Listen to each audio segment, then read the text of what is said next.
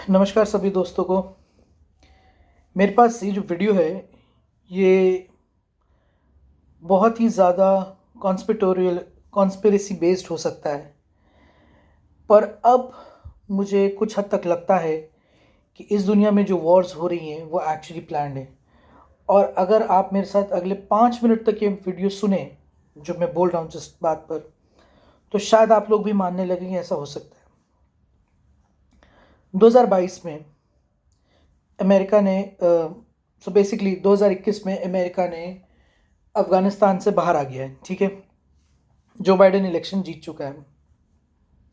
America को ये पता है 2022 की शुरुआत में ही कि वर्ल्ड इकोनॉमी में एक बहुत बड़ा स्लो डाउन आने वाला है, आ चुका है, जो आ रहा है। उसको ये पता है कि कि चाइना के 3 एयरक्राफ्ट कैरियर जो अभी ऑलरेडी हैं, मैं 2023 से बात कर रहा हूँ, वो बन चुके हैं, बनने वाले हैं। और बहुत जल्द चाइना इतना शक्तिशाली हो जाएगा कि जब चाइना ताइवान पे हमला करेगा, अमेरिका ताइवान को नहीं बचा सकता। ये 2021 के आसपास अमेरिका सोच रहा है। अमेरिका सोच रहा है, देखिए हमारे पास 2021 से लेके 2025 या 26 तक, मतलब 3 से 4 साल का वक्त है। सबसे ज़्यादा 5, वैसे 3 से 4 साल का वक्त है। 2021 में अमेरिका सोच रहा है, तो अमेरिका सोच रहा है ऐसा क्या किया जाए कि जब भी अमेरिका और चाइना का युद्ध हो, उस युद्ध में रूस और ईरान दोनों चाइना के साथ में ना आए। क्योंकि सबको पता है दुनिया का सबसे ज़्यादा एटमी असला, या जिसको बोलते हैं न्यूक्लियर बॉम्ब्स, रूस के पास है। दुनिया को ये भी पता है कि दुनिया का करीब करीब 1/4 तेल स्ट्रेट ऑफ हॉर्मूज से होता हुआ निकलता है। क्योंकि सऊदी अरेबिया, कतर, ये जितने भी देश हैं ये सब के सब तेल बनाते हैं। और ये तेल हालांकि जाता चाइना भी है, पर ये तेल उस जगह से होते हुए जाता है। तो अगर ईरान ने वो जगह बंद कर दी तो दुनिया में तेल की भी कमी हो जाएगी और ये बहुत ही मुश्किल वक्त हो जाएगा। तो ऐसा क्या किया जाए कि ये जो 2 बड़े देश हैं जो चीन का साथ दे सकते हैं, उस वक्त में साथ ना दें। ऐसा क्या किया जाए कि 2026 से पहले पहले रूस और ईरान 2 बड़ी लड़ाइयाँ या युद्ध में फंस जाए, ताकि वो चाइना का साथ ना दे सके। क्योंकि पूरी दुनिया अब टेक्नोलॉजी में, मैं आपसे बात कर रहा हूँ कंप्यूटर के थ्रू, ये भी टेक्नोलॉजी पे चलती। और ये टेक्नोलॉजी के लिए सबसे ज़्यादा ज़रूरी चीज़ है चिप्स।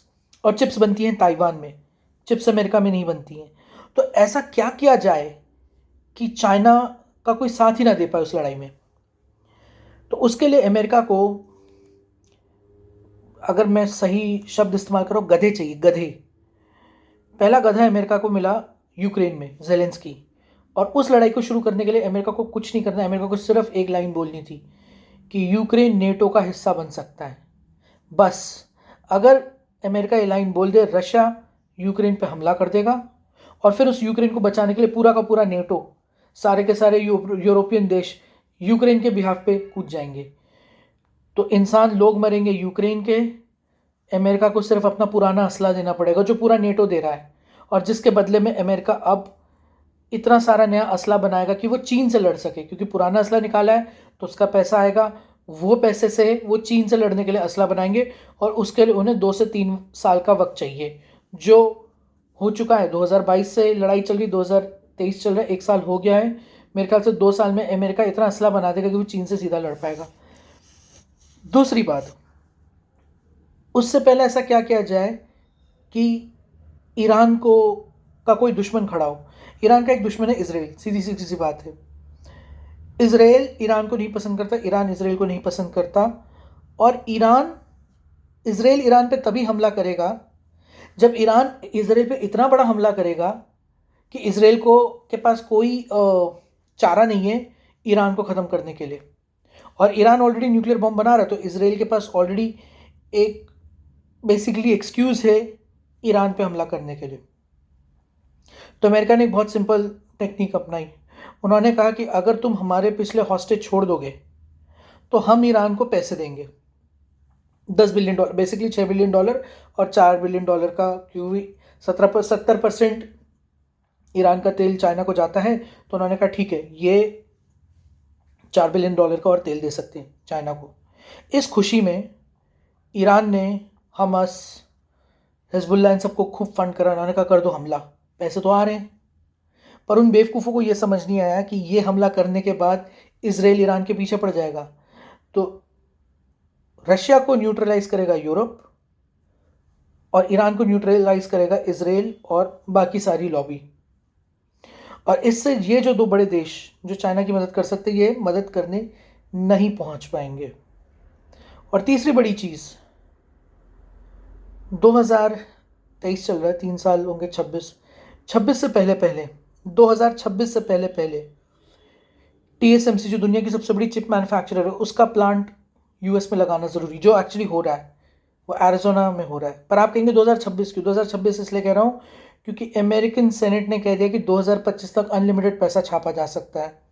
और 2024 का इलेक्शन जीतने के लिए अमेरिका पहली बारी इंटरेस्ट रेट अब कम करेगा, जिससे हाइपर इन्फ्लेशन होगा और उन्हें बहुत ज़्यादा पैसा छापना पड़ेगा। अमेरिका का जो डीप स्टेट है, जो CIA है, वो तैयारी कर चुकी है कि इस दुनिया में एक बहुत बड़ी जंग होने वाली है। 2025 से 28 के आसपास वो शुरू होगी और वो बहुत बड़ी जंग होगी, क्योंकि अब डीप स्टेट को पता है कि डीप स्टेट को एक किस्म से इंडिया की तरफ अपना पैसा डाइवर्ट करना है और पुराने सारे के सारे कंट्रीज़ या पुरानी जो कंट्रीज़ है उनको, और साथ में न्यू वर्ल्ड कंट्रीज़ जैसे चाइना है, रशिया है, इन सब की एक जंग करानी है। तो ये बहुत ही ये जो षड्यंत्र है, ये शकुनी मामा के लेवल का षड्यंत्र है। अगर आप समझ पा रहे हैं मैं क्या कह रहा हूँ, इसके लिए आपको बहुत ही घटिया इंसान होना पड़ेगा कि आप ऐसा कुछ सोच सकेंगे। पर मैं 200% इस बात को मान चुका हूँ, मैं कन्विंस्ड हूँ कि CIA, अमेरिकन डीप स्टेट, उन्होंने प्लान कर दिया है, उन्होंने वॉर गेमिंग कर दी है, वो पूरी तैयारी कर रहे हैं। क्योंकि ऑलरेडी अमेरिका ने अपने आप को चाइना से डीकपल कर दिया है। अमेरिका का अब लार्जेस्ट ट्रेड पार्टनर चाइना नहीं, मैक्सिको है। इनफैक्ट मैक्सिको और कनाडा को मिलाएं, नाफ्टा के थ्रू मिलाएं, तो अमेरिका बहुत सारी चीज़ें अब लोकली ले रहा है। रिसोर्सेज कनाडा से लेता है, कनाडा के पास बहुत सारे, कनाडा के पास ज़मीन है, कनाडा के पास पेड़ है, कनाडा के पास सोना है, कनाडा के पास तेल है, कनाडा के पास लिथियम है, बहुत कुछ है, बहुत कुछ है। और फैक्ट्रियाँ तो मैक्सिको में लगी सकती हैं, वहाँ पे सबके सब गरीब बैठे हुए हैं। तो मैक्सिको नया चाइना बनेगा अमेरिका के लिए। अमेरिका की फैक्ट्रीज वहाँ जाएंगी, रिसोर्सेज ऊपर से आएंगी कनाडा से, और बाकी पूरी दुनिया में अमेरिका अब आग लगवा देगा। और धीरे धीरे, क्योंकि अमेरिका का $35 ट्रिलियन का लोन है, तो धीरे धीरे वो पैसा अब अमेरिका से हट के भारत में आएगा। क्योंकि फ़र्क ये है, चाइना में कम्युनिज्म है, चाइना बहुत स्ट्रिक्ट है, उधर बहुत एक्सट्रीम डिसिप्लिन है, बट एक्सट्रीम मैं ये बोलूँगा कंट्रोल है। और अगर आप ध्यान से सोचें, अमेरिका में बहुत ज़्यादा लिबर्टी है, इंडिपेंडेंस है, और वो लिबर्टी इंडिपेंडेंस की वजह से अब अमेरिका में डिसिप्लिन नहीं रहा एज अ सोसाइटी। बहुत पोलराइजेशन हो गया, सब एक दूसरे से लड़ रहे हैं, कोई डिसीजन नहीं ले पा रहा। डीप स्टेट में इतने फिशर्स और इतने स्प्लिट्स आ गए हैं छोटे लेवल पर। तो अब ना तो आप अमेरिका जैसे एकदम ही इंडिपेंडेंट और एकदम ही लूज एक किस्म से पॉलिसी वाली कंट्री बन सकते हो, ना एकदम आप चाइना की तरफ फोकस बन सकते हो। तो उनके बीच में क्या है? उनके बीच में इंडिया है। इंडिया में ना एक्सट्रीम इंडिपेंडेंस है अमेरिका की तरह, और ना इंडिया में एक्सट्रीम कंट्रोल है चाइना की तरह। It is somewhere in the middle. And यही जो जगह है, अब इसी जगह में धीरे धीरे सारा दुनिया का पैसा, या बेसिकली जिसको बोलते हैं इकोनॉमिक कैपिटल, वापस आएगी। यहाँ पे जवान लोग भी हैं तो कंजम्पशन भी हो सकती है, यहाँ पे रिसोर्सेज भी हैं, यहाँ पे गरीबी भी है, तो एक्चुअली बहुत सारा इंफ्रास्ट्रक्चरल डेवलपमेंट हो सकता है। GDP ग्रोथ रेट अगले 30-40 साल तक बहुत अच्छी हो सकती है। और मेरे ख्याल से अमेरिकन डीप स्टेट तो कुछ नहीं है, बेसिकली दुनिया का डीप स्टेट ये समझ चुका है कि अब पाताल लोक, पश्चिमी देशों का अंत आना शुरू हो गया है। तो ये मेरा एक कॉन्स्पिरेटोरियल बेसिकली एनालिसिस था। मैं होप करता हूँ, आशा करता हूँ आपको अच्छा लगा हो। अगर आप ये वीडियो देखें, आप प्लीज़ ज़रूर कमेंट करें। मैं जानना चाहूँगा कि आप क्या सोचते हैं और आपके हिसाब से क्या होगा आगे जाके। Thanks, good bye, cheers.